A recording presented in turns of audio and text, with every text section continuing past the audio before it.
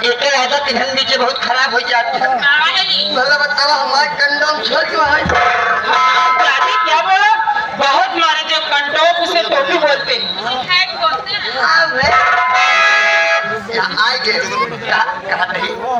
वैसे तुम नाम का है?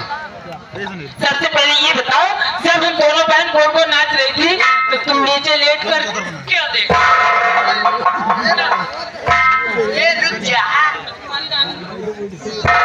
रानी, कहा था मेरी जान, जब तुम दुजनी गोल गोल घूमत रहो ना तब हम नीचे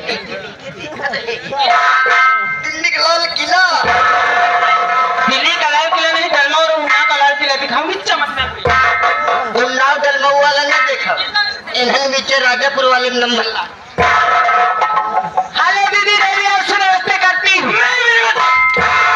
अरे बहनिया कभी आराम से बोला। दीदिया हारा देखा है बहनी जन्माष्टमी से हराम। वो कैसे दीदी? क्या बताओ बहनी, चित्रकूट रीवा जसरा मिर्जापुर सुल्तानपुर मेठी हंडिया बनस प्रतापगढ़ रायगढ़ धरतीकापुर। हाँ ऐसे तारे चाहो बहनी शरीर एकदम लाशत चली जाती है, बोले करते नहीं। क्या बताए तो से भैया सही में? ए दीदिया लेकिन ये बताओ, आज आंखों की काजल और माथे में बिंदिया, होठों में लाली लगा के इतना लाइट मारते हुए कहाँ जा रही हो?